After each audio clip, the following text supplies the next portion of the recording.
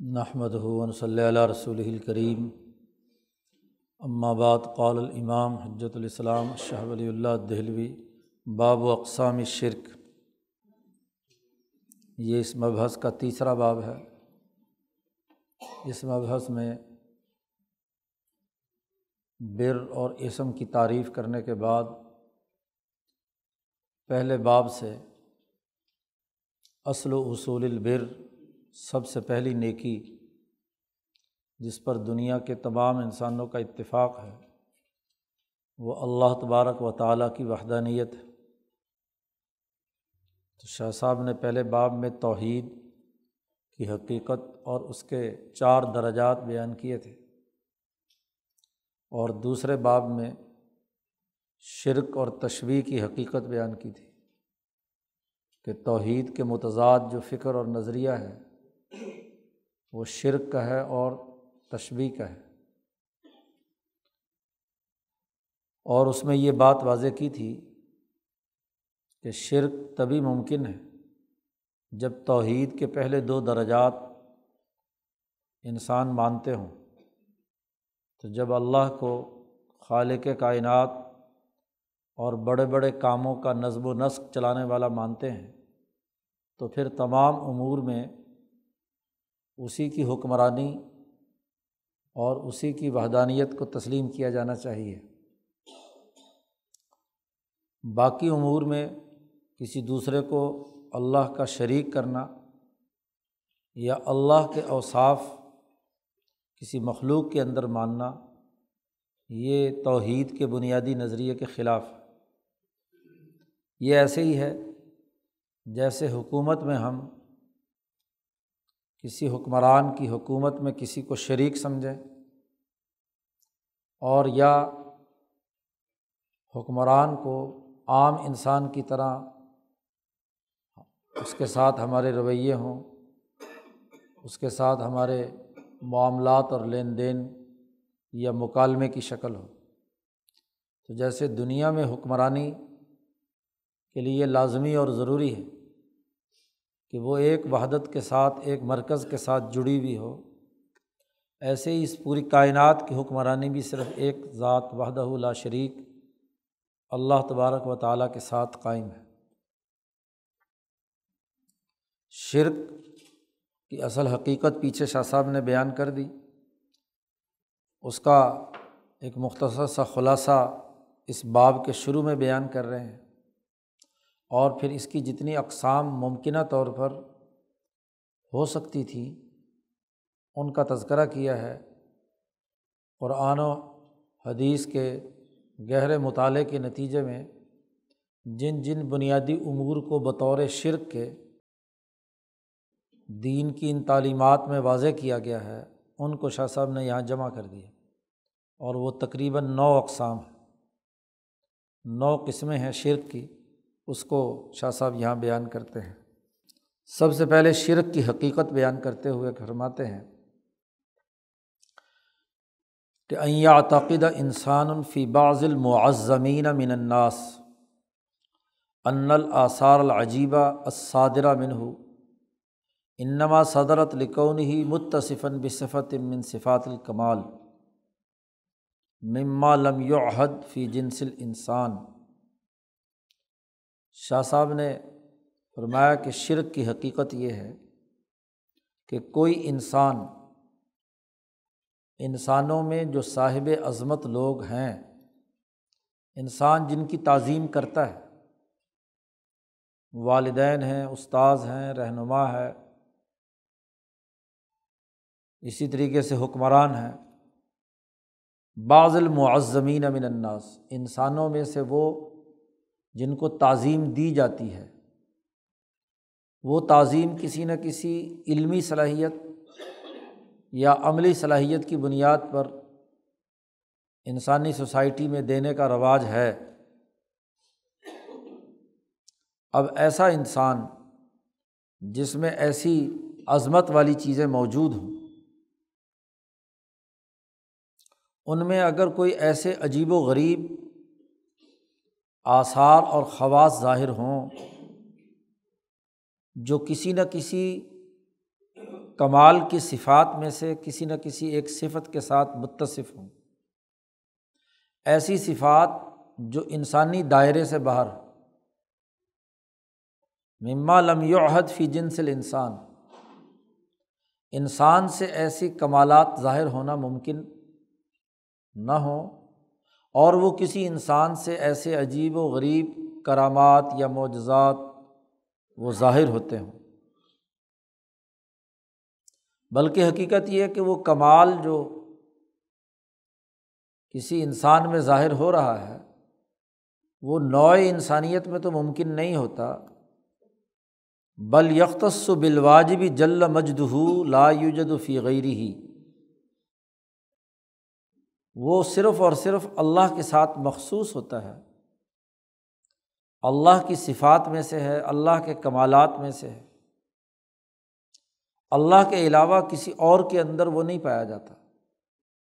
اور اس کمال کا کوئی اثر ظاہر ہو عجیب و غریب تو انسان یہ سمجھے، یہ عقیدہ رکھے کہ یہ جو اس سے یہ کیفیت صادر ہوئی ہے یہ تبھی ممکن ہے کہ اللہ نے اسے الوہیت کا لباس پہنایا ہے،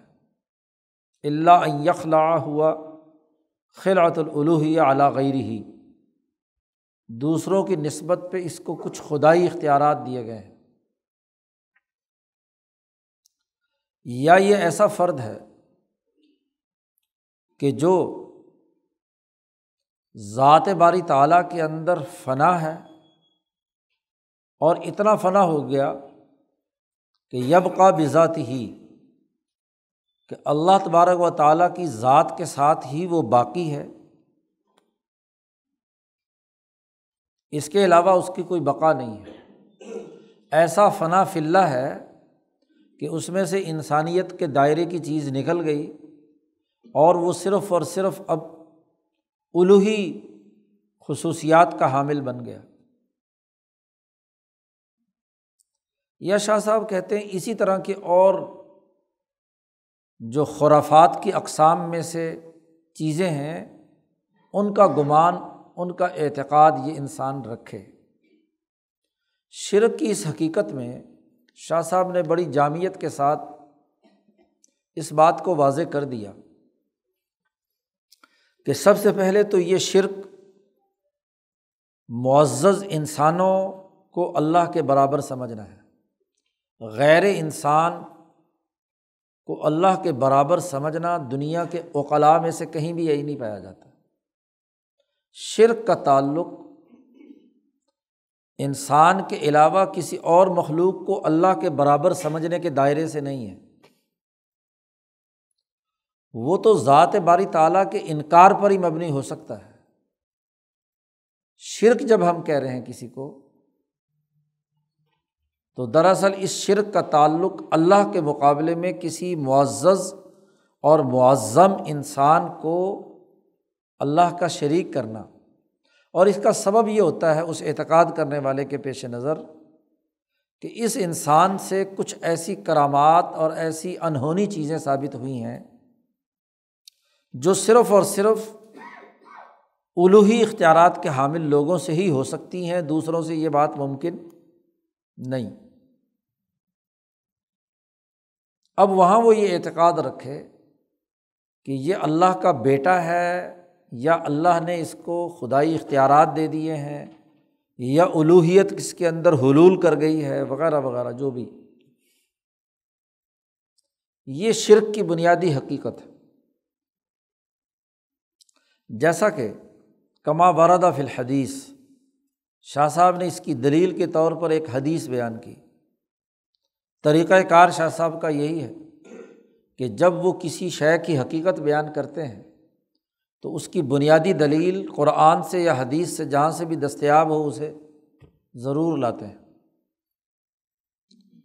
جیسا کہ حدیث میں آیا ہے کہ حضور صلی اللہ علیہ وسلم نے فرمایا کہ ان المشرکین کانوا یلبون بہذہ الصیغہ، حج کے موقع پہ تلبیہ پڑھا جاتا ہے تو یہ جو مکے کے مشرک تھے وہ ان جملوں کے ساتھ تلبیہ پڑھتے تھے، اللہ کو پکارتے تھے، لبیک لبیک لا شریک لک الا شریکا هو لک تملکہ وما ملک،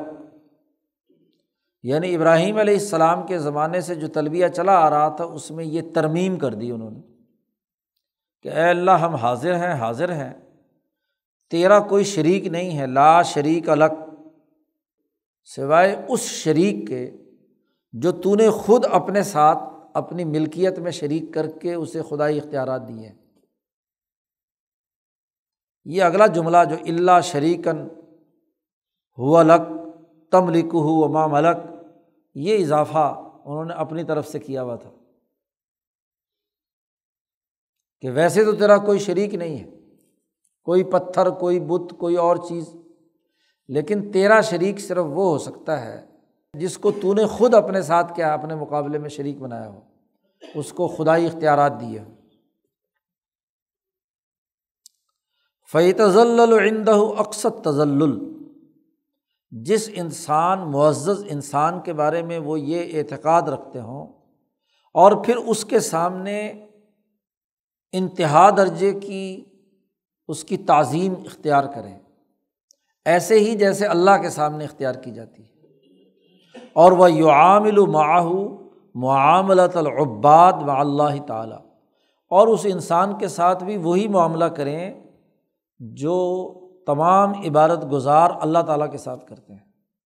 یعنی جو کام بھی وہ اللہ کے لیے بطور عبادت کے کرتا ہے وہی تمام کام اس انسان معزز کے لیے کرے۔ یہ شرک کی حقیقت ہے۔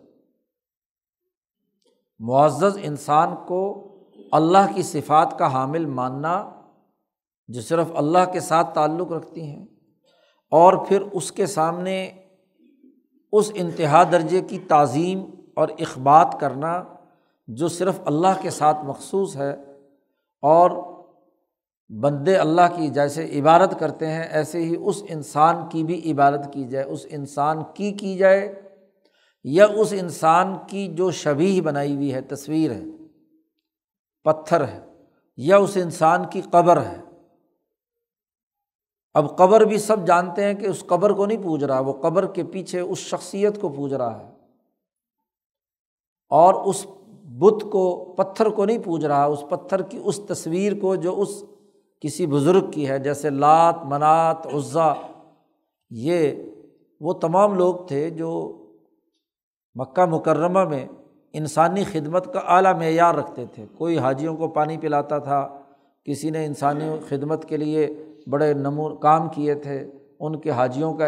اکرام کرتا تھا، کھانا کھلاتا تھا، ان کی ضروریات کو پورا کرتا تھا، کوئی عبادت میں مشغول رہتا تھا۔ یہ جتنے بھی مختلف جگہوں کے جو زمزم کے قریب ہے وہاں جو آدمی کام کرتا تھا انہوں نے اس کا بت بنا کر وہاں رکھ لیا، جو عرفات کے راستے میں آنے جانے وقت ان کی خدمت کرتا تھا تو وہاں انہوں نے بت رکھ لیے۔ تو وہ دراصل ان نیک آدمیوں کی تصویریں تھیں، اور انہوں نے کہا یہ جو اتنی خدمت کر رہے ہیں، اتنا اعلیٰ درجے کا کام کر رہے ہیں بے لوث، بغیر کسی مفاد کے، تو ضرور ان کو اللہ نے کچھ کیا ہے، قرب بخشا ہے، ان کا بلاوا آ گیا تھا۔ آج کل بلاوے کا بھی بڑا تصور ہے، خود ساختہ، پتہ نہیں کہاں سے نکال لی ہے یہ بات کہ جی فلانے کا بلاوا آ گیا، چلا گیا، تو ان کو بھی یہاں رہنے کا بلاوا ہو گیا، اس لیے اب یہ کیا ہے، یہیں فنا ہو گئے، تو اب یہ بھی ان کے پاس بھی کوئی اللہ کے اختیارات حاصل ہو گئے۔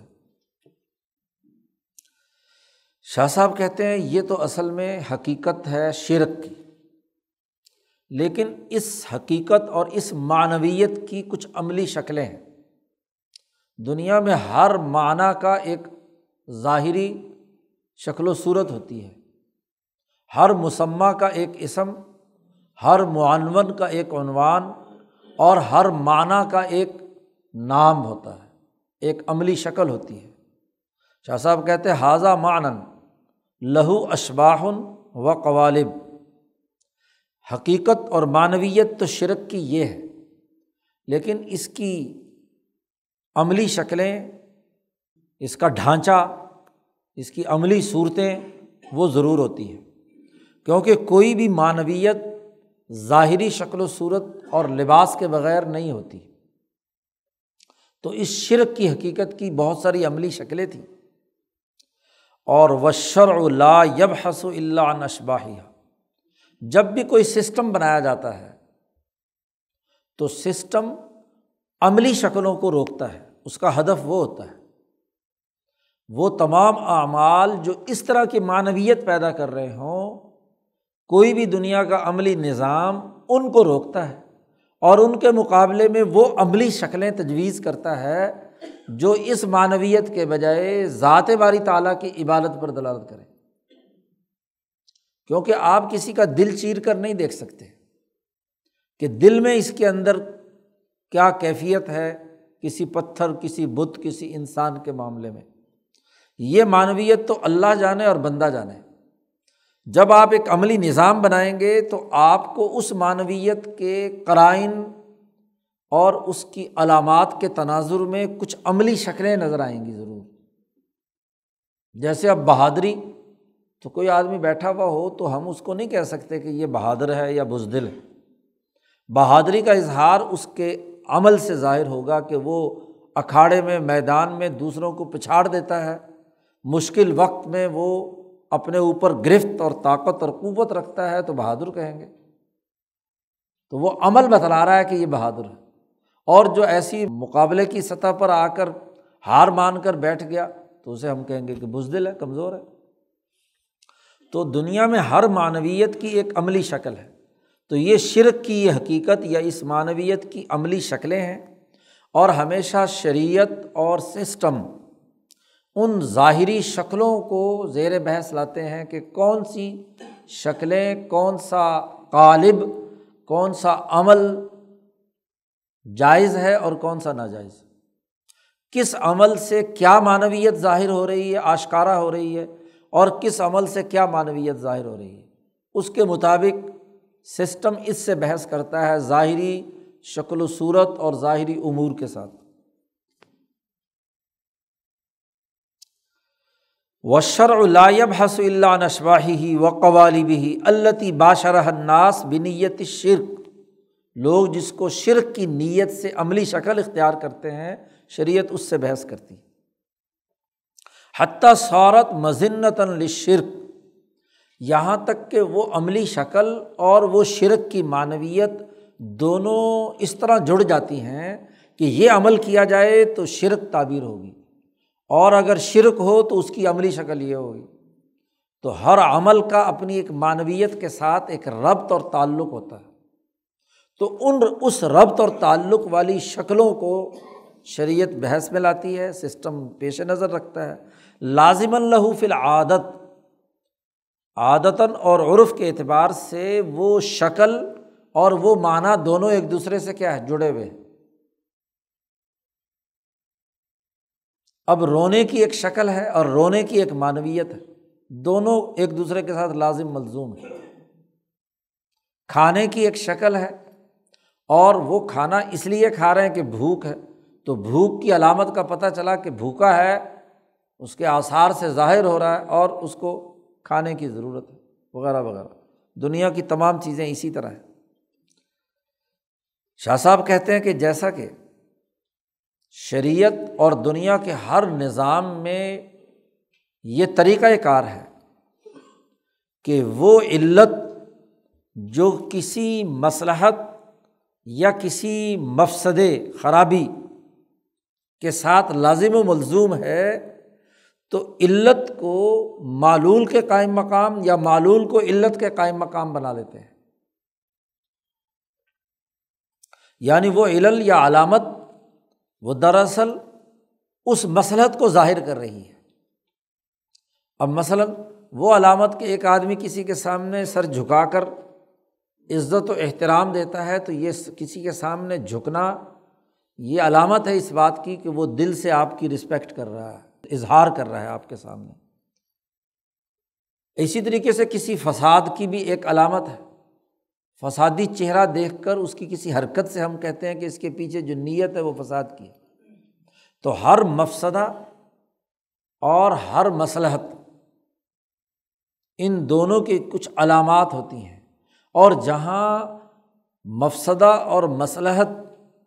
ظاہری طور پر نہ ہو، وہاں اس کی علامت کو اس کے قائم مقام بنا دیا جاتا ہے۔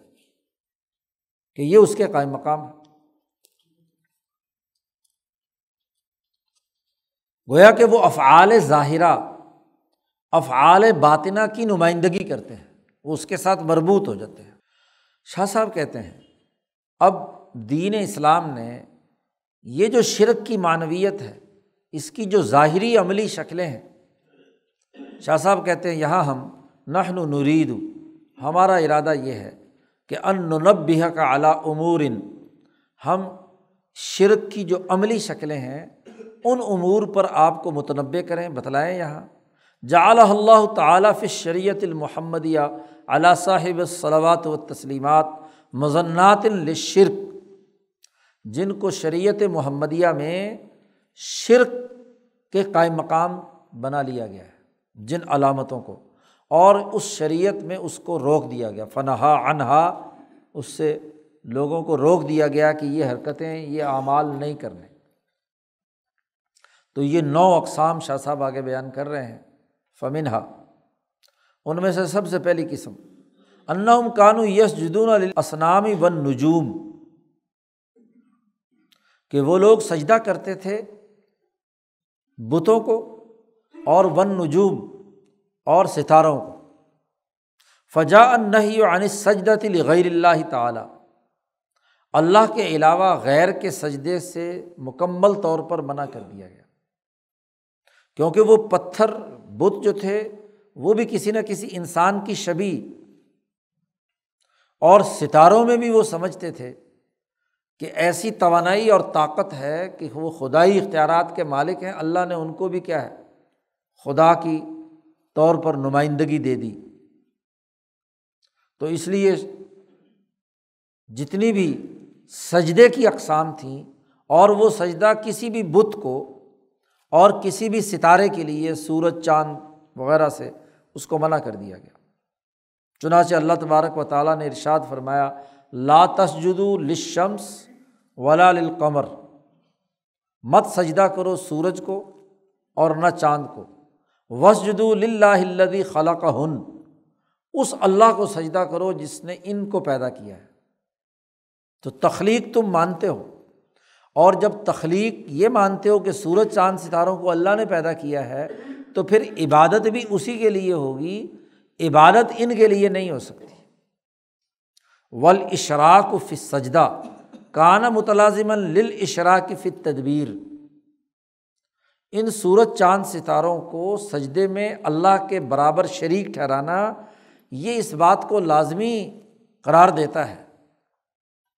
کہ کائنات کا جو نظام چل رہا ہے اس میں یہ سورج اور چاند ستارے بھی شریک ہیں اللہ کے ساتھ، تو یہ شرک پر دلالت کرتا ہے۔ کما اومأنا الیہ، جیسا کہ شاہ صاحب کہتے ہیں پیچھے ہم پچھلے باب میں اس کی طرف اشارہ کر کے آئے ہیں کہ تدبیر اور عبادت یہ دونوں ایک دوسرے کے تلازم طبیعی رکھتے ہیں، ان کے درمیان لازمہ ہے طبعی طور پر۔ اگر تدبیر یعنی سسٹم جو چلا رہا ہے تو ڈسپلن بھی اسی کا پابند ہونا ہے، عبادت بھی اسی کی کرنی ہے، احکامات بھی اسی سسٹم کے ماننے۔ یہاں شاہ صاحب نے ایک سوال کا جواب دیا ہے، اور سوال ایک پیدا ہوتا ہے کہ یہاں اللہ نے منع کیا ہے کہ نہ سورج کو سجدہ ہے نہ چاند کو سجدہ ہے، یہ غیر اللہ ہے۔ تو یہ جو آدم کو فرشتوں نے سجدہ کیا، یا یوسف کو یوسف کے بھائیوں اور ان کے والدین نے سجدہ کیا جس کا تذکرہ قرآن حکیم میں آیا ہے، تو جہاں آدم کے سجدے کا تذکرہ ہے، جہاں یوسف کے بھائیوں کا یوسف کو سجدہ ہے، یہاں پر بعض متکلمین مفسرین کی رائے یہ تھی، انہوں نے اس کی یہ تعبیر کی تھی کہ عبادت کے لیے تو صرف اللہ تبارک و تعالیٰ کو ماننا ہے، لیکن اللہ کی عبادت کے طور طریقے زمانے اور مذاہب کی تبدیلی سے تبدیل ہوتے رہے ہیں۔ یہ سجدہ تعظیمی گزشتہ شریعتوں میں جائز تھا بقول ان مفسرین کے، یہ ان کی بات بیان کی جا رہی ہے۔ آدم کی شریعت میں سجدہ تعظیمی جائز تھا، اور یوسف علیہ السلام کی شریعت کے اندر پیغمبر اور نبی کو کیا سجدہ جائز تھا؟ نبی اکرم صلی اللہ علیہ وسلم کی شریعت میں آ کر یہ سجدہ ممنوع قرار دے دیا گیا۔ تو شریعتوں کے تغیر سے سجدے کی جو عظمت، تعظیمی سجدہ اور شرک والے سجدے کے درمیان فرق و امتیاز شریعتوں اور ادیان کے تغیر سے ہوا ہے۔ یہ کچھ لوگوں نے بات کی اور عام طور پر یہی بات مشہور ہے کہ جی شریعت ان کی مختلف تھی، ہاں جی، یوسف علیہ السلام کی اور آدم کی، اور محمد صلی اللہ علیہ وسلم کی شریعت مختلف ہے۔ شاہ صاحب نے یہاں اس کی پرزور تردید کی ہے۔ شاہ صاحب نے کہا لیس الامر کما یظن بعض المتکلمین، معاملہ ویسے نہیں ہے جیسا کہ بعض علم کلام کے لوگوں نے یہ گمان کر لیا ہے کہ من ان توحید العبادہ حکم من احکام اللہ تعالی مما یختلف باختلاف الادیان، کہ اللہ کی تعالیٰ کے احکام میں سے جو توحید کا حکم دیا گیا ہے، یہ دین کے تبدیل ہونے سے اس کی عملی شکل بھی بدلتی رہی ہے۔ تو وہاں عبادت والا سجدہ بھی تھا، اور یہ سجدہ تعظیمی جو ہے یہ بھی مشروع تھا، جائز تھا ان کے ہاں۔ تو دین کے تغیر و تبدل کی وجہ سے توحید کی عملی شکلیں اور نوعیتیں بدلتی رہی ہیں۔ شاہ صاحب کہتے ہیں لا یطلب بدلیل برہانی، اب اس پر کوئی عقلی دلیل ان کے پاس نہیں ہے، اور عقلی دلیل سے اس کا مطالبہ بھی نہیں کیا جا سکتا، کیونکہ اللہ کی مرضی ہے، ایک شریعت کے اندر اس نے سجدہ تعظیمی جائز قرار دے دیا اور ایک شریعت میں سجدہ تعظیمی ناجائز قرار دے دیا۔ شاہ صاحب کہتے ہیں یہ معاملہ ایسے بالکل نہیں ہے جیسے انہوں نے یہ بات کہی ہے۔ کیفا، شاہ صاحب نے سوال اٹھا کر کہا کیسے یہ بات ہو سکتی ہے؟ وَلَوْ كَانَ كَذَلِكَ، اگر یہ بات لازمی ہوتی جیسے کہ وہ کہتے ہیں، تو لم یلزمہم اللہ تعالی بتفردہ بالتخلیق والتدبیر، تو اللہ پاک ایسے مشرکوں کو جو غیر اللہ کے لیے سجدہ کر رہے تھے، ان کے اوپر یہ اللہ وحدہ لا شریک کی تخلیق کہ پیدا اس نے کیا ہے، اور اس کائنات کا جو عملی نظام اور تدبیر ہے یہ صرف اور صرف اللہ وحدہ لا شریک نے کیا ہے۔ تو جب تدبیر یعنی مدبر السماوات والارض اور سسٹم چلانے والی ذات ایک ہے، تو پھر سجدہ بھی صرف اسی کے لیے ہے، اور یہ کبھی بھی آدم سے لے کر اب تک سجدہ کسی شریعت کے اندر غیر خدا کے لیے جائز کبھی نہیں ہوا۔ اس کے لیے قرآن حکیم کی کئی آیات یہاں شاہ صاحب نے پیش کی ہیں، جیسا کہ اللہ تبارک و تعالیٰ نے یہ کہا ہے کہ قل، اے محمد صلی اللہ علیہ وسلم کہہ دیجیے الحمدللہ وسلام علی عبادہ الذین اصطفیٰ، سب تعریفیں اللہ ہی کے لیے ہیں، اور سلام ہو اللہ کے ان بندوں پر جن کو اللہ نے منتخب کر لیا۔ اب دیکھیے منتخب بندوں کا ذکر ہے، اور پھر اس کے بعد کہا اللہ خیر اما یشرکون، کیا اللہ زیادہ بہتر ہے یا جن ان معزز اور منتخب لوگوں کو یہ اللہ کا شریک ٹھہرا رہے ہیں؟ اور پھر اس پر مزید آگے دلائل، یہ 20واں پارہ شروع ہو رہا ہے، امن خلق السماوات والارض وانزل لکم من السماء ماء فانبتنا بھی حدائق ذات بہجہ ما کان لکم ان تنبتوا شجرہا، کون ہے جس نے آسمان پیدا کیے، زمین پیدا کی، اور تمہارے لیے آسمان سے پانی برسایا، پھر اس سے بڑے خوبصورت باغ اور باغیچے اور پھل فروٹ تمہارے لیے پیدا کیے،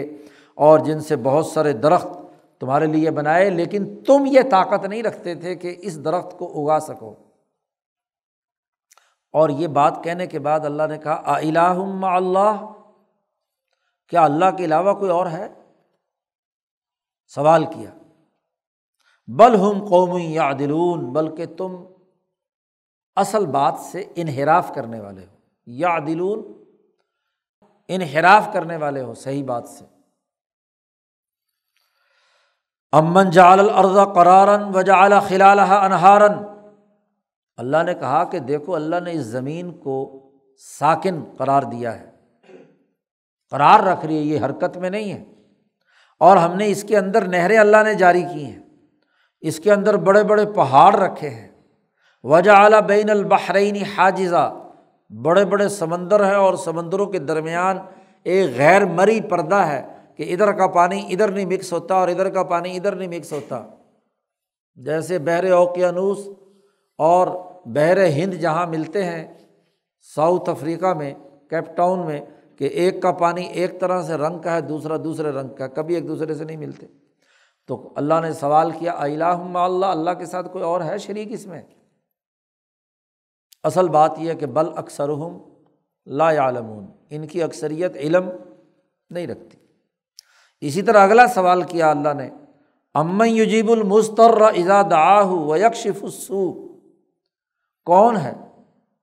کہ جب کوئی مجبور انسان اللہ کو پکارتا ہے، اذا دعاہ، اور اللہ اس کی مصیبت کو اس کی پکار سن کر دور کرتا ہے، اور وَيَجْعَلُكُمْ خُلَفَاءَ الْأَرْضِ، اور جس نے تمہیں زمین پر اپنا خلیفہ بنایا۔ الہ مع اللہ، اللہ کے علاوہ اور کون ہے؟ قلیلا ما تذکرون، بہت تھوڑے ہو تم اللہ کو یاد کرنے والے یا اس سے نصیحت حاصل کرنے والے۔ امن یہدیکم فی ظلمات البر والبحر، اب ذرا یہ بتاؤ کہ کون ہے جو تم کو صحرا میں اور سمندر میں، زمین میں اور سمندر میں کے اندھیروں میں راستہ بتلاتا ہے؟ کون ہے جو تم پر خوشخبری سنانے والی ہوائیں بھیجتا ہے اس کی رحمت سے پہلے؟ الہ مع اللہ، کیا اللہ کے علاوہ کوئی اور ہے؟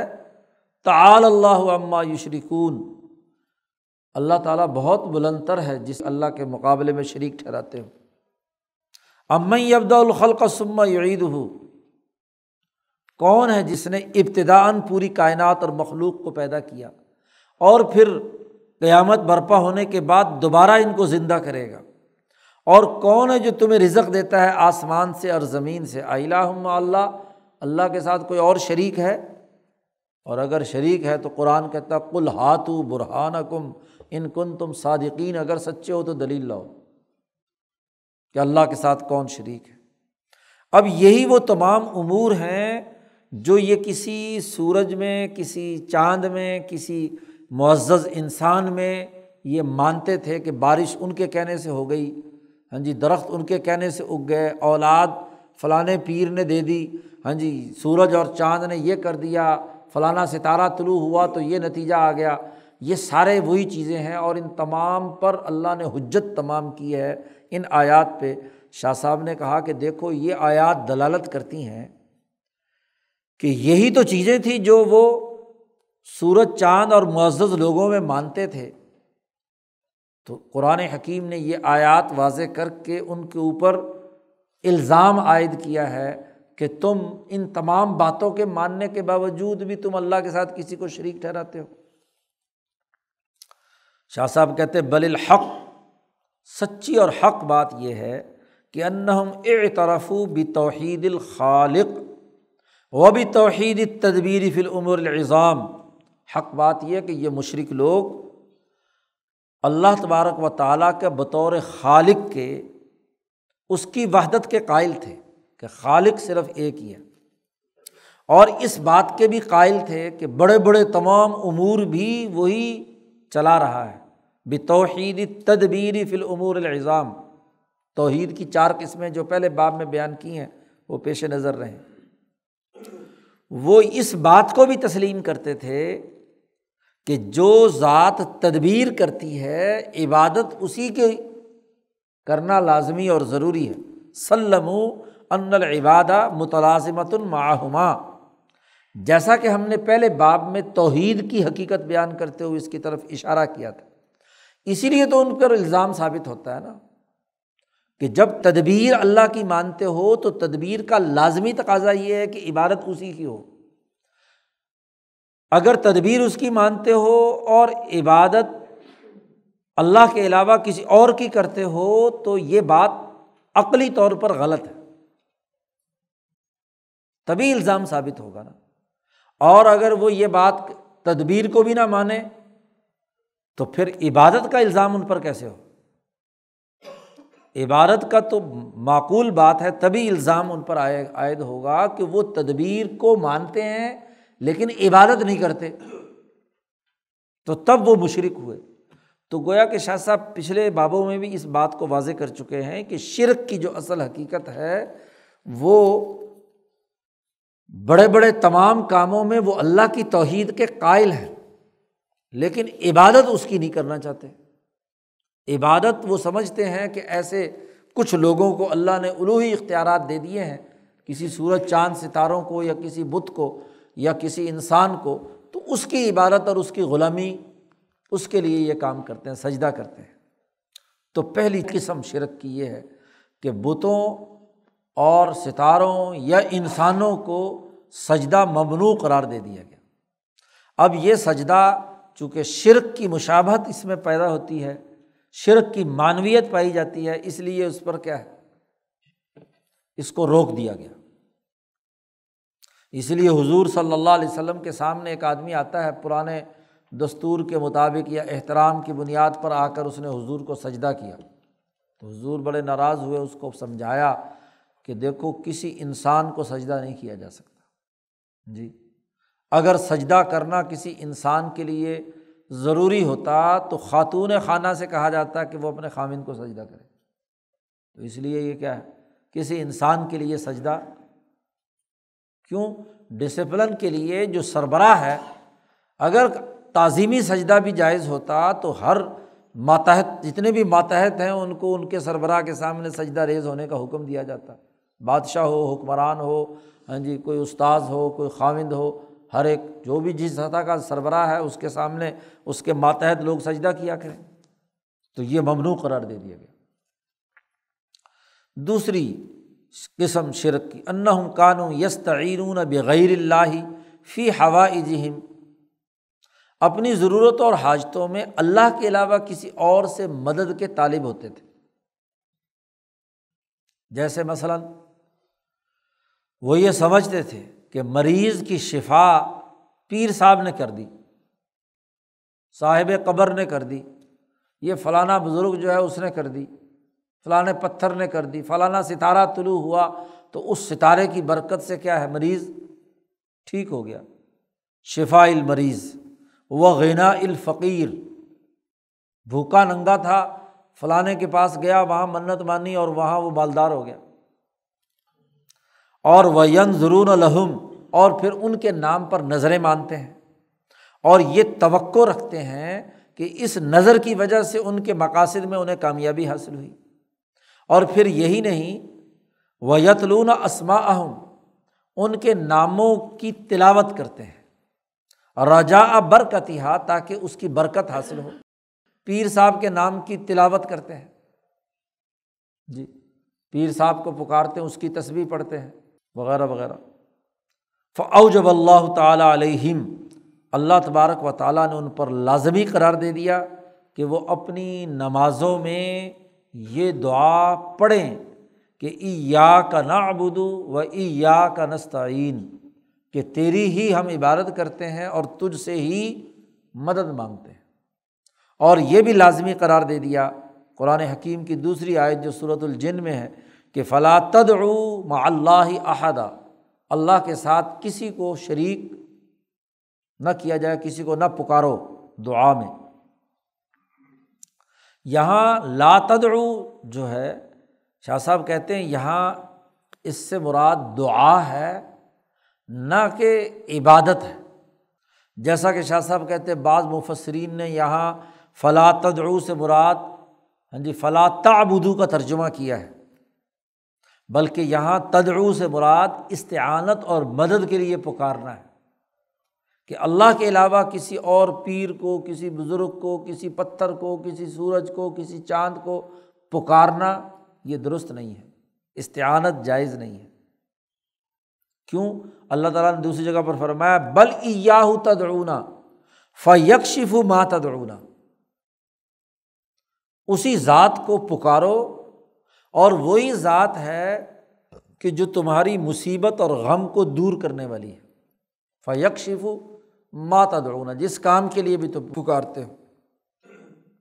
تو غیر اللہ سے مدد لینا ممنوع ہے، اس نیت سے کہ یہ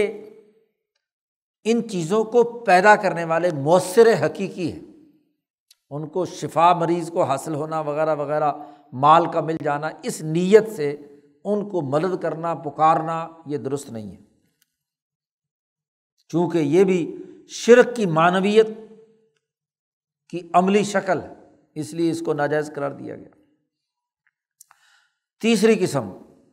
کہ انہوں نے اللہ کے ساتھ جن لوگوں کو شریک ٹھہرایا تھا تو بعض شرکاء کو انہوں نے کہا کہ یہ اللہ کی بیٹیاں ہیں، فرشتوں کو کہنا شروع کر دیا اللہ کی بیٹیاں ہیں، اور عیسیٰ علیہ السلام، عزیر یا کسی اور بزرگ کو کہنا شروع کر دیا ابنا اللہ، اللہ کے بیٹے ہیں۔ تو اس سے سختی سے منع کیا گیا کہ یہ جو کہیں ابن کا لفظ آیا بھی ہے، اس سے مراد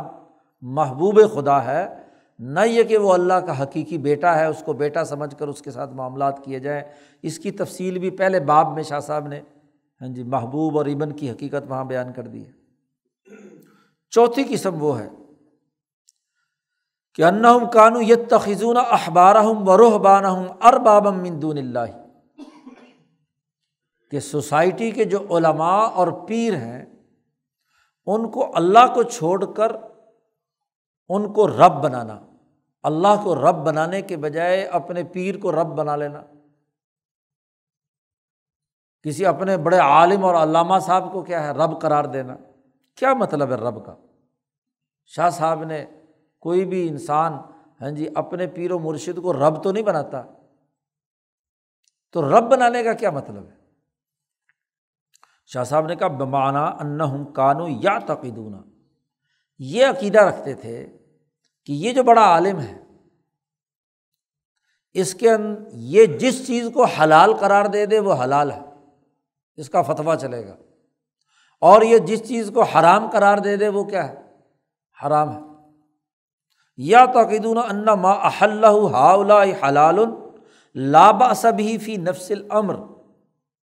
حقیقت میں اس کو کرنے میں کوئی حرج نہیں ہے۔ اس عالم نے جو فتویٰ دیا یا اس پیر صاحب نے جو بات کہی بس وہی حلال ہے، اس کا کہا ہوا صحیح ہے، خواہ اس کے کہے ہوئے فتوے یا اس کی بات وہ قرآن سے کتنی متصادم کیوں نہ ہو، حدیث سے کتنی متصادم کیوں نہ ہو، بس پیر صاحب نے کہہ دیا تو حلال ہے، اور اس کو حقیقت میں بھی حلال سمجھتے ہیں۔ اور اسی طریقے سے اگر اس نے کسی کو حرام قرار دے دیا تو یہ بھی اس کو حرام سمجھتے ہیں، اور کہتے ہیں کہ اگر ہم نے یہ کر دیا تو ہمیں ضرور سزا ملے گی۔ یؤاخذون بہ فی نفس الامر، اس کو ممانعت قرار دی ہے، یعنی احکامات شریعت میں ان کو اتھارٹی مان کر، مستقل اتھارٹی مان کر، حلال و حرام میں اس کو مستقل حیثیت دینا، یہ ہے ارباب من دون اللہ۔ قرآن حکیم کی یہ آیت جب نازل ہوئی کہ اتخذوا احبارہم ورہبانہم اربابا من دون اللہ، یہی آیت جب نازل ہوئی تو حضرت عدی بن حاتم رضی اللہ تعالیٰ عنہ نے رسول اللہ صلی اللہ علیہ وسلم سے اس آیت کا مطلب پوچھا کہ یہ جو کہا گیا ہے کہ اپنے علماء اور اپنے رہبان کو انہوں نے خدا بنا لیا تھا، یہودیوں نے خدا بنا لیا تھا اللہ کو چھوڑ کر، تو عدی بن حاتم نے حضور سے پوچھا کہ اس خدا بنانے کا کیا مطلب ہے؟ بھلا کون آدمی ہے جو اپنے مولوی اور اپنے پیر کو اللہ کے مقابلے میں کوئی رب کہتا ہو؟ کیا مطلب ہے اس کا؟ رسول اللہ صلی اللہ علیہ وسلم سے یہ سوال کیا تو آپ صلی اللہ علیہ وسلم نے فرمایا کہ رب بنانے کا مطلب یہ کہ کانوا یحلون لہم اشیاء فیستحلونہا، یہ مولوی اور پیر جس کو حلال قرار دے دیتے وہ اس کو حلال سمجھتے، جن چیزوں کو حرام قرار دے دیتے تو وہ اس کو حرام سمجھتے۔ یعنی تورات میں کیا لکھا ہوا ہے، اللہ کا کیا حکم ہے، نبی نے کیا بات کہی ہے، تو نہ نبی کی بات، نہ قرآن کی بات، نہ کتاب کی بات، بس اس مولوی صاحب کی بات، اس پیر صاحب کی بات حلال و حرام میں کیا ہے مان لینا، یہ ارباب من دون اللہ ہے۔ شاہ صاحب نے کہا کہ اس کا راز کیا ہے؟ یہ تو حدیث آ گئی، حدیث میں حضور نے واضح کر دیا کہ ارباب من دون اللہ کا مطلب ہے کہ حلال و حرام کے اختیارات علماء اور اپنے پیروں کو دے دینا، یہ ارباب من دون اللہ ہے۔ تو شاہ صاحب نے اس حدیث کا راز بیان کرتے ہوئے بات بیان کی، سر ذالک، اس کی اصل حقیقت یہ ہے کہ ان التحلیل والتحریم عبارۃ عن تکوین نافذ فی الملکوت۔ یاد رکھو کہ اس کائنات کے نظم مملکت کا مرکزی دفتر سیکریٹریٹ کون سا ہے؟ ملأ اعلیٰ، حضرت القدس، ملکوت، وہاں سے کائنات کا نظام چل رہا ہے۔ کسی چیز کے کرنے کا حکم حلال ہے اور کسی چیز کے نہ کرنے کا حکم جسے حرام قرار دیا گیا ہے، اس کا اصل اتھارٹی، اس کا نوٹیفیکیشن جاری کرنے کے تمام تر اختیارات کسے ہیں؟ ملأ اعلیٰ۔ وَأَنَّ الشَّيْءَ الْفُلَانِي يُؤَاخِذُ بِهِ أَوْ لَا يُؤَاخِذُ بِهِ، اور فلاں چیز پر مواخذہ ہوگا اور فلاں کام پر مواخذہ نہیں ہوگا، یہ اختیارات بھی اسی اتھارٹی کے ہیں۔ فَيَكُونُ هَذَا التَّكْوِينُ سَبَبًا لِلْمُؤَاخَذَةِ وَتَرْكِهَا، اور یہ جو قانون کا اس جگہ سے نفاذ ہے، ملأ اعلیٰ سے، عرش الہی کے نیچے سے، یہ جو حلال و حرام کا وہاں سے نفاذ ہے، یہی سبب ہے اس کے مواخذے کا، یعنی جزا و سزا کا۔ ہر حکومت کا جو صدر دفتر وہ جو نوٹیفیکیشن جاری کرے وہی معتبر ہوتا ہے۔ اگر اس کا کوئی ماتحت اہلکار ہے بھی تو وہ اس قانون یا اس حکم کے نفاذ کا ذمہ دار ہے، وہ اپنی طرف سے کوئی نیا نوٹیفیکیشن جاری کرنے کا اختیار نہیں رکھتا۔ کوئی ڈی سی اور کوئی کمشنر، کوئی چیف سیکرٹری، بالائی نظام کی اجازت کے بغیر اپنی طرف سے کوئی نیا قانون جاری کر دے، حلال و حرام کا، جائز ناجائز کا، کرنے نہ کرنے کا، تو یہ اسے اختیار، اس کا اختیار، اس انتظامیہ کا اختیار صرف اتنا ہے کہ وہ جو نافذ شدہ قانون ہے اس پر عمل درآمد کی نگرانی کرے، عمل درآمد کروائے اور اسی کو بتلائے کہ یہ حکم مرکز سے آیا ہے۔ اگر قانون جاری کرنے کے بہت سارے مراکز بن جائیں تو یہی تو شرک ہے کہ جی یہ قانون وفاقی گورنمنٹ بھی جاری کرے گی اور یہ صوبائی گورنمنٹ بھی جاری کرے گی اور یہ کمشنر صاحب بھی جاری کر سکتے ہیں، یہ ڈی سی صاحب بھی جاری کر سکتے ہیں۔ متضاد قوانین، کسی سسٹم کے اندر یہ تضاد اس سسٹم کی سب سے بڑی خرابی ہے۔ اب کائنات کا جو سسٹم جس مرکز سے چل رہا ہے وہ ملأ اعلیٰ ہے، عرش الہی کے نیچے جہاں اللہ کے احکامات آتے ہیں، حلال و حرام اور جائز ناجائز یا احکامات جاری کرنے کی اتھارٹی وہ ہے۔ اب اگر کسی بھی انسان کو یہ اختیارات مان لیے جائیں تو یہی شرک، یہ تو نظام کے بہت بڑے تضاد کی نشاندہی کرتے۔ وَهَذَا مِن صفات اللہ تعالیٰ، اور یہ اللہ کی صفات میں سے ہے۔ باقی اب یہاں ایک سوال یہ بھی پیدا ہوتا ہے کہ بھائی اگر یہ حلال و حرام صرف اللہ کا کام ہے تو قرآن حکیم میں یہ کہا گیا ہے کہ رسول اللہ تمہیں فلاں چیز کو حرام قرار دیتے ہیں تو اس کو حرام سمجھو، رسول اللہ جس کو حلال قرار دیتے ہیں اس کو حلال سمجھو۔ قرآن حکیم میں آیا ہے یحل لہم الطیبات،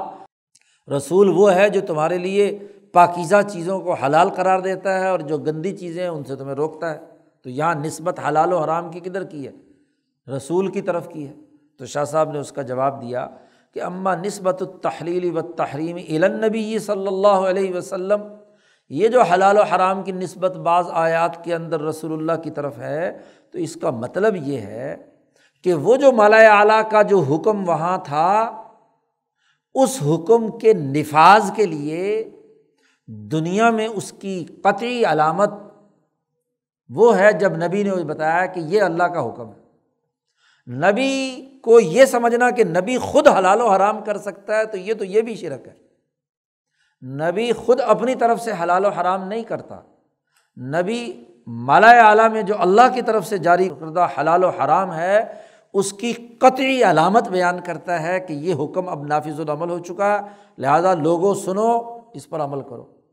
تو ہر صوبے کا چیف سیکرٹری یہ کام کرتا ہے نا جی، اسی لیے کیبنٹ ڈویژن کا جو سیکرٹری ہوتا ہے وہی نوٹیفیکیشن جاری کرتا ہے نا کہ بھئی یہ قانون منظور ہو چکا ہے پارلیمنٹ سے، اب یہ نافذ العمل ہے۔ اسی طریقے سے ایک اور سوال یہ بھی ہے کہ مجتہدین جو فقہا ہیں، یہ حنفیوں کا امام ابو حنیفہ نے ایسا کہہ دیا، شافعی نے ایسا کہہ دیا، مالک نے ایسا کہہ دیا، کو امام ابو حنیفہ نے حلال قرار دیا، امام شافعی نے اسے حرام قرار دیا، تو یہ بھی تو حلال و حرام مجتہدین کی طرف بھی منسوب ہوتی ہے، تو کیا فرق ہے اس میں اور اس میں؟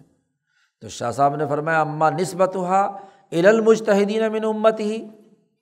حضور کی امت کے مجتہدین کی طرف جب کوئی نسبت کی جاتی ہے تو اس کا مطلب یہ ہے کہ وہ لوگ نبی کی اور اللہ کی بات کو روایت کر کے بیان کر رہے ہیں، یعنی وہ راوی ہیں، واسطہ ہیں، وہ خود حلال و حرام کا اختیار، گویا کہ وہ نبی کے ماتحت وہ افسران ہیں جو اس روایت کو اور اس قانون کو آگے بیان کرنے کے ذمہ دار ہیں، وہ اپنی ذات میں کسی چیز کو حلال و حرام قرار نہیں دے سکتے۔ اور یا یہ کہ اگر اللہ کا حکم براہ راست نہیں ہے، قرآن میں نہیں ہے، حدیث میں نہیں ہے، یہ انہوں نے قیاس کیا ہے، تو معنوی طور پر کسی شرعی نص سے انہوں نے یہ بات اخذ کی ہے، بس ذرا یہی۔ تو بنیادی قانون تو پارلیمنٹ کا ہی بنا ہوا ہے، اب زیادہ اس افسر نے اس کی تشریح کر کے اس کے اثرات جہاں جا سکتے تھے اس افسر نے وہ بات بیان کر دی۔ تو یہ فقہا کی طرف، مجتہدین کی طرف یا انبیاء کی طرف جو نسبت کی گئی ہے، اس نسبت کا تعلق اس جاری شدہ حکم کی تفصیلات و تشریحات اور اس کے نفاذ سے ہے، نہ یہ کہ وہ خود حلال و حرام کے مرکز بن گئے۔ یہاں شاہ صاحب نے ضمنی طور پر ایک اہم ترین نقطہ واضح کیا ہے، فائدہ ہے بڑا قیمتی قسم کا۔ بات چونکہ حلال و حرام کی چل رہی ہے تو اس کے ضمن میں شاہ صاحب نے ایک بہت اہم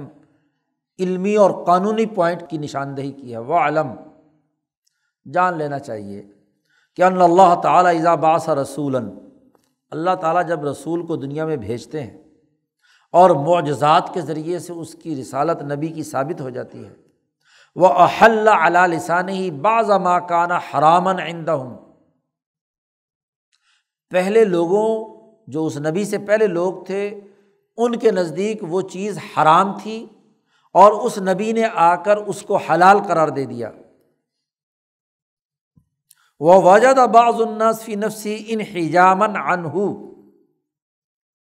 وَبَقِيَ فِي نَفْسِهِ مَيْلٌ إِلَىٰ حُرْمَتِهِ،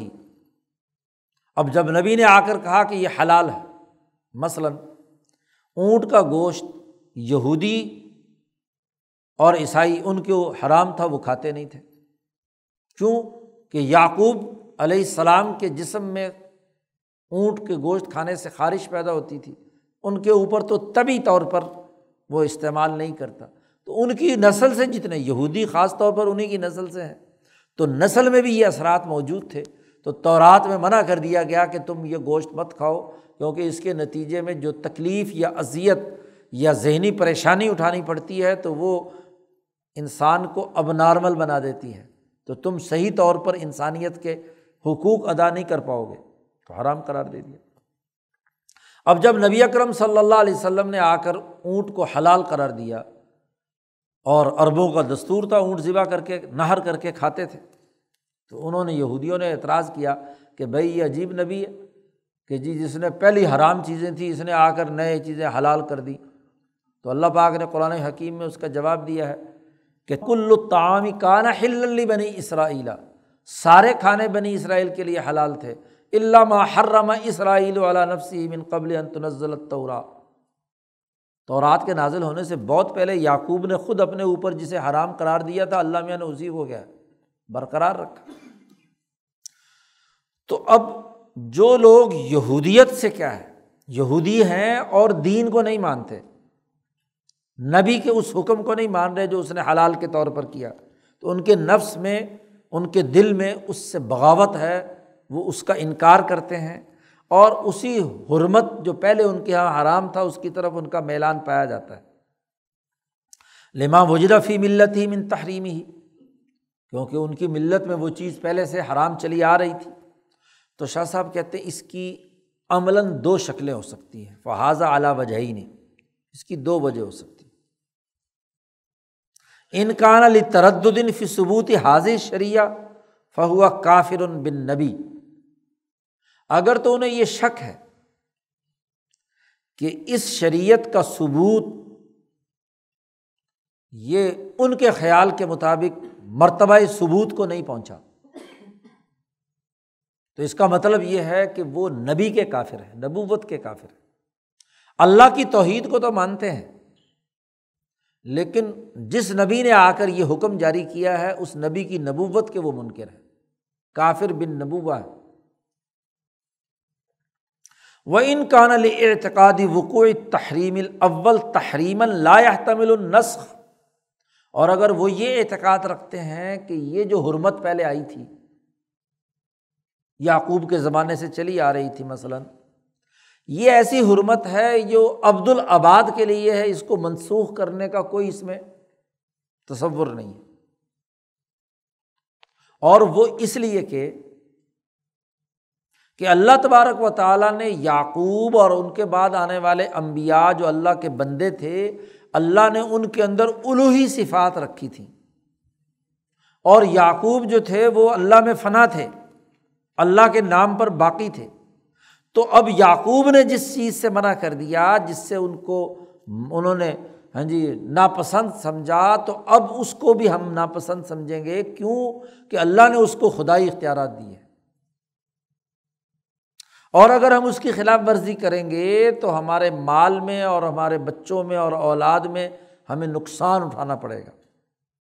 تو شاہ صاحب کہتے ہیں ایسا آدمی اگر نبی کے اس حکم کو نہیں مانتا اس نیت سے تو فہو مشرک باللہ تعالی، وہ اللہ کا مشرک ہے،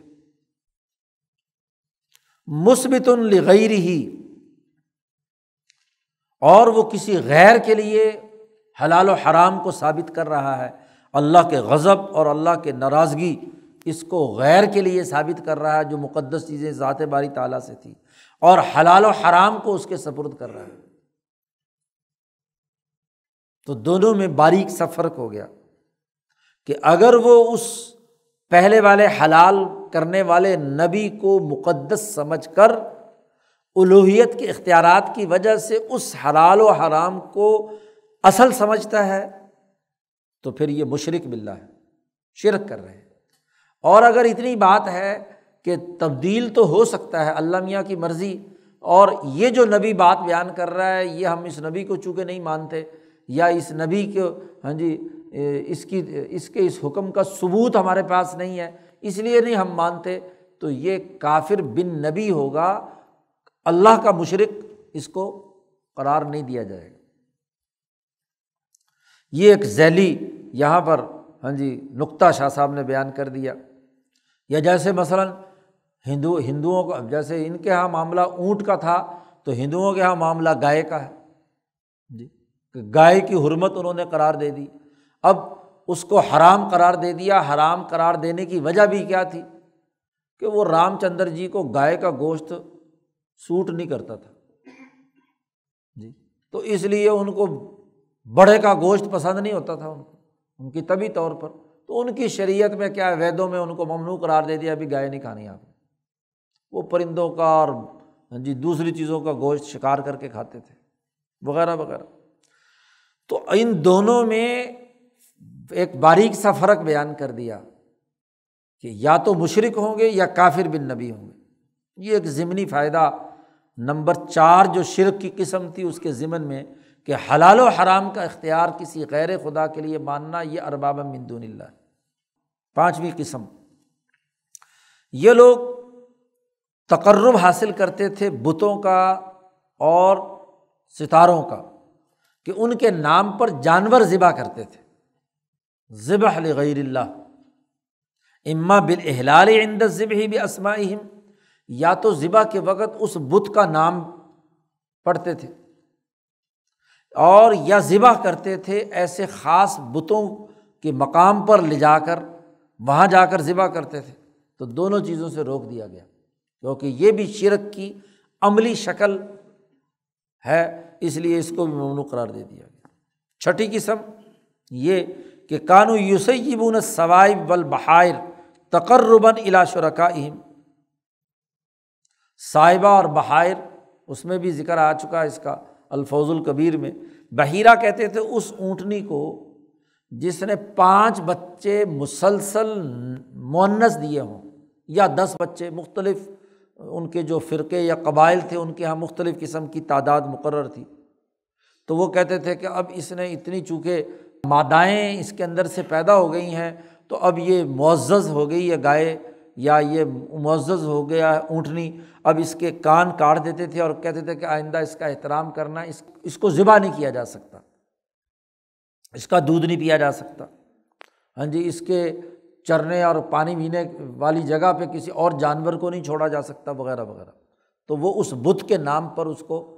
چھوڑ دیتے تھے۔ ایسے ہی صائبہ کہ نظر کے نام پر جانور کسی بت کی نظر کے نام پر چھوڑ دیا، تو اس طرح جانور چھوڑتے تھے تقرباً الی شرکائہم، تو اللہ تبارک و تعالیٰ نے اس کو بھی ممنوع قرار دیا۔ قرآن میں ہے ما جعل اللہ من بحیرۃ ولا صائبۃ ولا وصیلۃ ولا حام، 4-5 اقسام بیان کی ہیں، یہ بھی شرک کی ایک قسم تھی۔ 7ویں قسم یہ کہ انسانوں میں وہ اعتقاد رکھتے تھے کہ ان انسانوں میں جو معزز لوگ ہیں ان کے نام بڑے مبارک، اور وہ یہ اعتقاد کرتے تھے کہ ان کے نام کی اگر قسم اٹھائی جائے تو وہ سچی ہوگی۔ یعتقدون ان الحلف باسمائہم علی الکذب یستوجب جذب حرما فی مالہ و اہلہ، اگر جھوٹی کوئی قسم اٹھائے گا فلاں معزز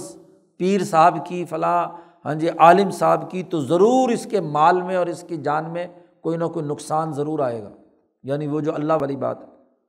فلا یقدمون علی ذلک، لوگ اس پیر کی قسم نہیں اٹھاتے تھے، اس مولوی کی قسم نہیں اٹھاتے تھے۔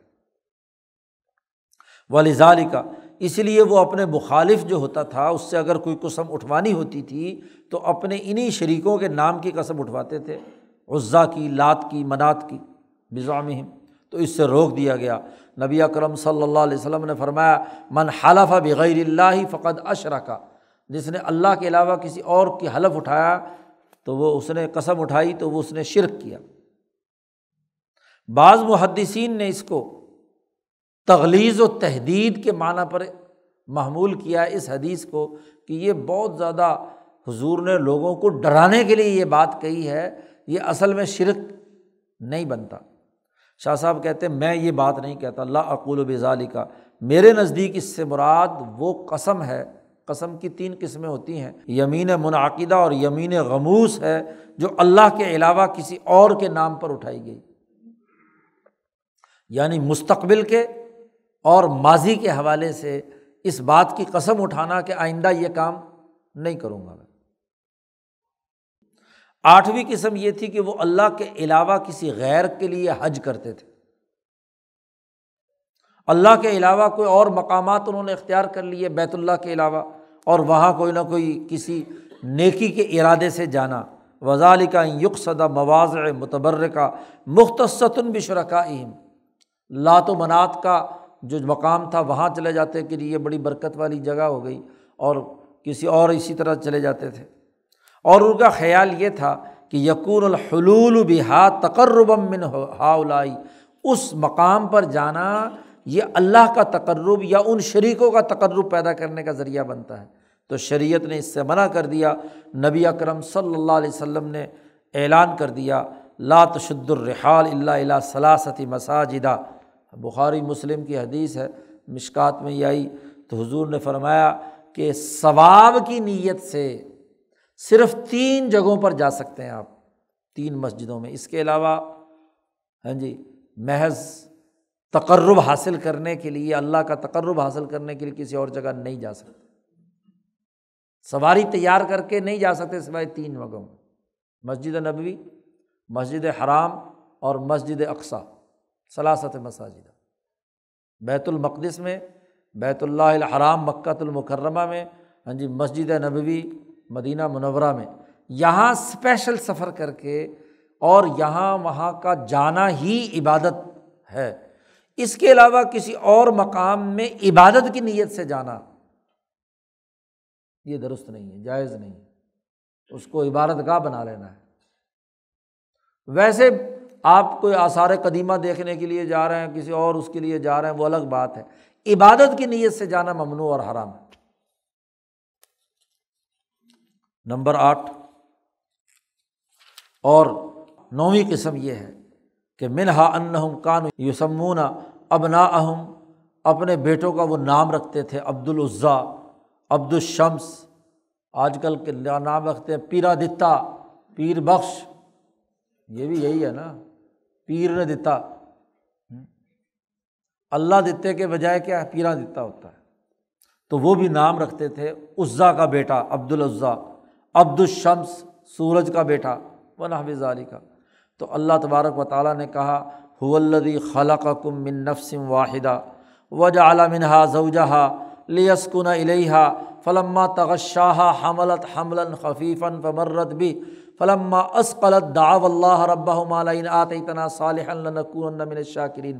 فلما آتاہما صالحا جعلا لہ شرکاء فیما آتاہما۔ چونکہ لمبی آیت ہے تو اس کا سرا شاہ صاحب نے یہاں بیان کیا۔ شاہ صاحب کہتے ہیں یہ عجیب انسان ہے کہ اللہ نے ان کو ایک ہی ذات سے پیدا کیا، پھر ان کی بیوی ان کو دی، شادی ہو جاتی ہے تو یہ میاں بیوی دونوں ان کا جب حمل ٹھہرتا ہے تو دونوں میاں بیوی اللہ سے بڑا گر گڑا کر مانگتے ہیں، پہلا بچہ خاص طور پر ہوتا ہے تو اس کے لیے اللہ میاں بالکل صحیح ہو جائے،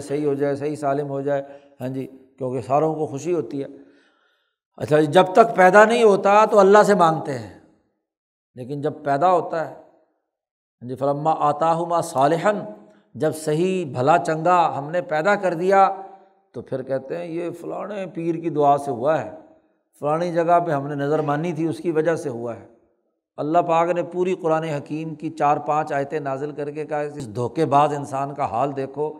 جب تک مصیبت میں ہوتے ہیں تو مجھے پکارتے ہیں، اور جب بچہ پیدا ہو جاتا ہے تو پھر کہتے ہیں فلانے بت نے دے دیا۔ جعل لہ شرکاء فیما آتاہما تعالی اللہ عما یشرکون۔ اللہ تعالیٰ بہت بلند تر ہے کہ جس کے ساتھ یہ شریک ٹھہراتے ہیں۔ اور پھر ایک حدیث میں آتا ہے اماں حوا ان کے بیٹا پیدا ہوا تو انہوں نے اس کا نام عبد الحارث رکھ دیا،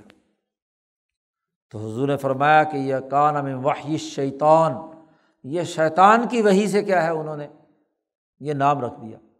حارث شیطان نے اپنا نام بنا لیا اور اس حارث کی وجہ سے کیا ہے عبد الحارث اس نے نام رکھوا دیا۔ تو اللہ میاں نے سختی سے منع کیا اماں حوا کو آدم کو نام بدلو اس کا، تو نام بدلوایا۔ بہرحال حدیث کمزور سی ہے، لیکن شاہ صاحب یہاں بطور دلیل کے ثابت کرنے کے لیے کہ لوگ نام غیر اللہ پر رکھتے ہیں۔ وقد ثبت فی احادیث، اور احادیث سے یہ بات بالکل بہت تفصیل کے ساتھ کئی حدیثوں میں یہ بات ثابت ہے کہ نبی اکرم صلی اللہ علیہ وسلم نے بے شمار انسانوں کے نام بدلوائے، یعنی حضور کے پاس وہ کفر و شرک کی حالت میں آئے اور مسلمان ہوئے، حضور نے نام پوچھا تو نام ان کا کسی نہ کسی شرک اور اس کے اوپر تھا، تو حضور نے وہ نام بدل دیا۔ حضرت شاہ عبد القادر صاحب رائے پوری ان کا نام، حضرت شاہ عبد الرحیم صاحب رائے پوری کے پاس گئے بیعت ہونے کے لیے، حضرت نے پوچھا نام کیا؟ انہوں نے کہا غلام جیلانی، حضرت شیخ عبد القادر جیلانی، تو غلام جیلانی۔ حضرت نے فرمایا تم تو عبد القادر ہو، بے حضرت جیلانی کا ہی نام رکھنا ہے تو عبد القادر کیوں نہ رکھو، ان کا غلام بنانے کا کیا مطلب؟ حضرت نے فوراً نام بدل دیا۔ حاجی امداد اللہ صاحب ابھی ابتدائی جب زمانے میں، تو وہ جب حضرت شاہ اسحاق صاحب اور ان سے بیعت، تو امداد حسین نام تھا ان کا، تو حضرت نے بدل کر کہا تم تو امداد اللہ ہو، امداد حسین کا کیا مطلب؟ تو نام بدلے، جیسا کہ یہاں حضور صلی اللہ علیہ وسلم نے عبد العزیٰ کا نام بدلا، عبد الشمس نام بدلا، اور ان کے نام بدل کر عبداللہ اور عبد الرحمن رکھا۔ تو یہ گویا کہ شرک کی ایک قسم یہ بھی ہے۔ اس طرح کے اور بہت ساری شکلیں۔ تو شاہ صاحب نے کہا یہ ہیں حاذی اشباح و قوالب للشرک، یہ شرک کی ظاہری شکلیں ہیں جو احادیث کے ذخیرے اور آیات قرآنیہ سے معلوم ہوئی ہیں۔ شارع علیہ السلام اللہ تبارک و تعالیٰ اور نبی نے اس سے منع کیا ہے۔ کیوں؟ اس لیے کہ یہ اس شرک کے ظاہری قالب ہیں، اس کا ڈھانچہ ہے، اسٹرکچر ہے، یہ معنویت شرک کی پیدا کرتا ہے۔ تو سسٹم ہمیشہ ظاہری چیزوں پر پابندیاں لگاتا ہے اور ظاہری کاموں کو کرنے کا حکم دیتا ہے جس سے وہ معنویت وجود میں آ جائے۔ یہاں شاہ صاحب نے یہ اقسام بیان کر کے تو پہلا اصل و اصول البر التوحید کے جتنے ممکنہ پہلو تھے وہ شاہ صاحب نے واضح کر دیے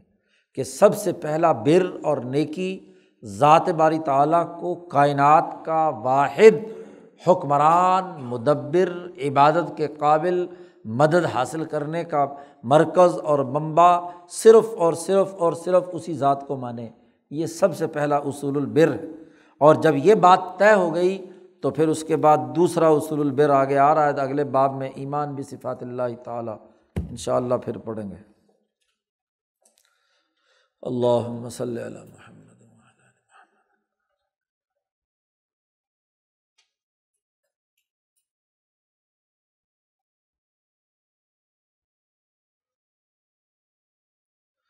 اجمعین برحمتک۔